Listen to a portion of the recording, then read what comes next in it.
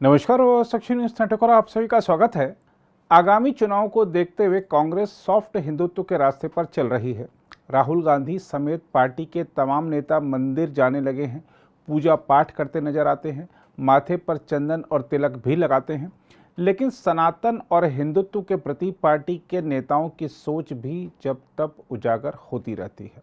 राजस्थान में अशोक गहलोत की सरकार के वरिष्ठ मंत्री राजेंद्र गुढ़ा को ही लीजिए।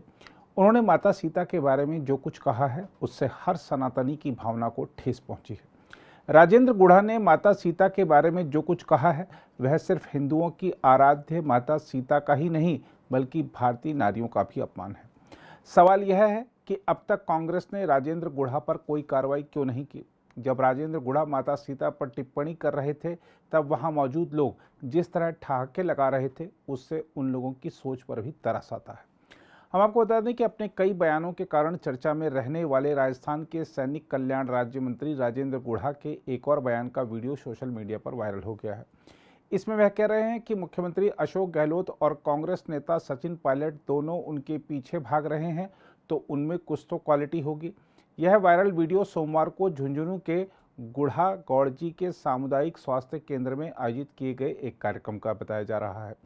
इसमें गुढ़ा यह कहते हुए नजर आ रहे हैं कि सीता माता की सुंदरता की कोई कल्पना नहीं की जा सकती। उनके आकर्षण के कारण ही श्री राम और रावण जैसे अद्भुत इंसान पागल हो गए थे। सीता माता सुंदरी बोलो, साबित करो सीता माता सुंदरी।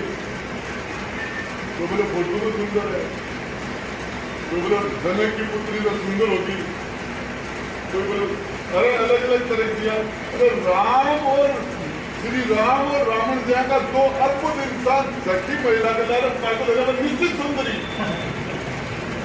जिस महिला के पीछे भगवान राम और रावण पागल हो गए तो उसकी सुंदरता की तो कल्पना ही नहीं कर सकता। तो सीता माता तो सुंदर थी।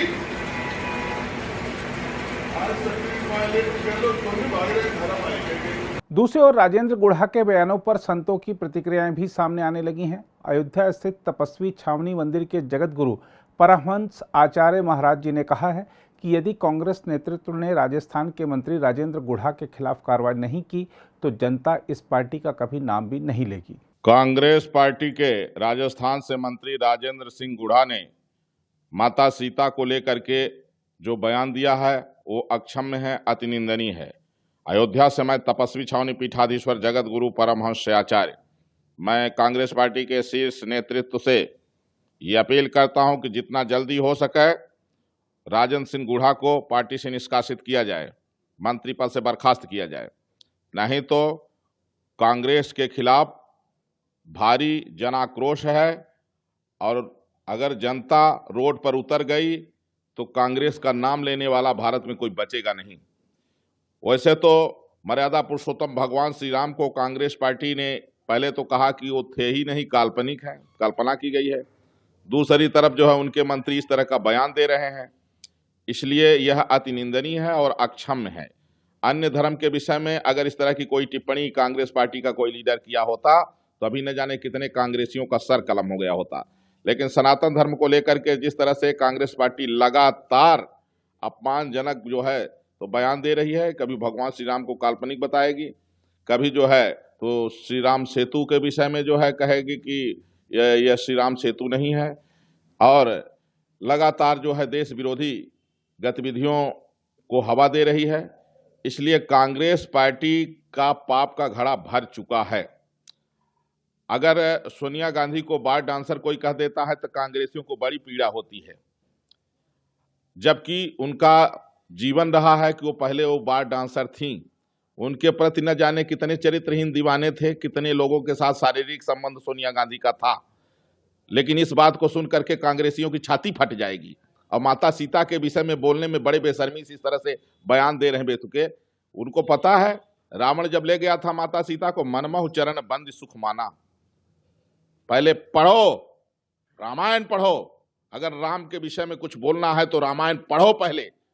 जिस तरह से तुम लोग जो है अनाप शनाप बयानबाजी कर रहे हो ना, अगर तुम अपने जो है सुधार नहीं किए तो भले तुम्हारी पार्टी अगर निष्कासित नहीं करेगी तो फिर धर्माचार्यों का दंड तुम्हें दुनिया से विदा करेगा। दूसरी ओर श्री राम जन्मभूमि मंदिर के प्रमुख पुजारी आचार्य सत्येंद्र दास जी महाराज ने कहा है कि राजस्थान के मंत्री ने माता सीता और भगवान श्री राम के लिए जिन शब्दों का इस्तेमाल किया वह निंदनीय है। उन्होंने कहा कि कांग्रेस पार्टी को ऐसे व्यक्ति पर कार्रवाई करनी चाहिए। देखिए, वो साक्षात देवी माता सीता थी और उनके सुंदरता अद्वितीय रही, ये तो सत्य है।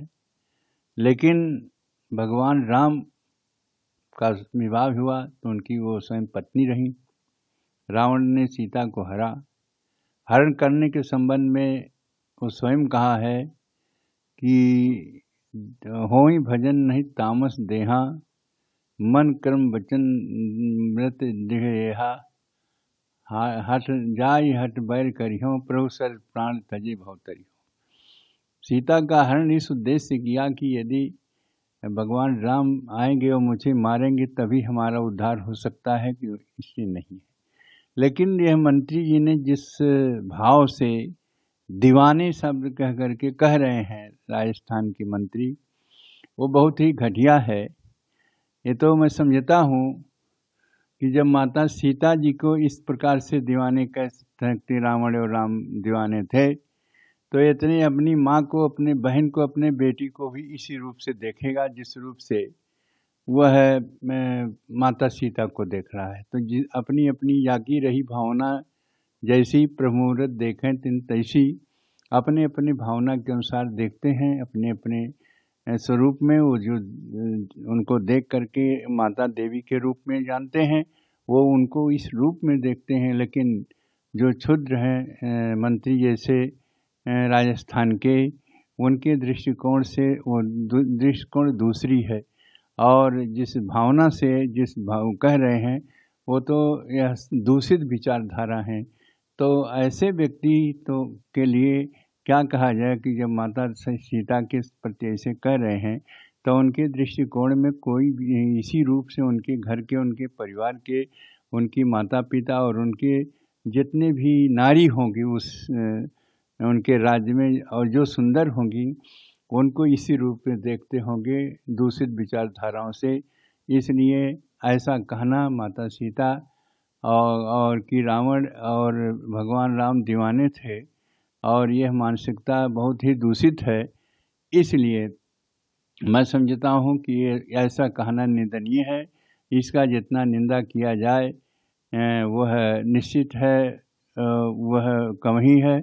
इसलिए मैं सोचता हूँ, विचार करता हूँ उनके शब्दों से कि ऐसे दूषित शब्द भगवान के, माता सीता के प्रति कैसे निकल सकता है। कोई भी व्यक्ति जो भक्त है उस भक्त के लिए यह शब्द सुनना बहुत ही कष्टदायी है। देखिए, ऐसा बयान देना बहुत ही निंदनीय है और मैं समझा हूँ कि राम भक्तों को ठेस लगा है, इसलिए उसका परिणाम उनको भोगना पड़ेगा और इसका विरोध होगा। और यह विरोध का परिणाम जो है उस मंत्री के लिए बहुत ही कठिन पड़ेगा, बहुत ही हानिकारक पैदा करेगा यह विरोध उनका। और ये निश्चित है कि यह विरोध होगा ही, क्यों ऐसे शब्दावली का प्रयोग किया है जो बहुत ही निंदनीय है।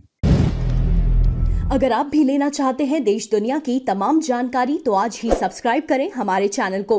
साथ ही नीचे दिए बेल आइकन को जरूर दबाएं ताकि हर अपडेट आप तक पहुंच सके।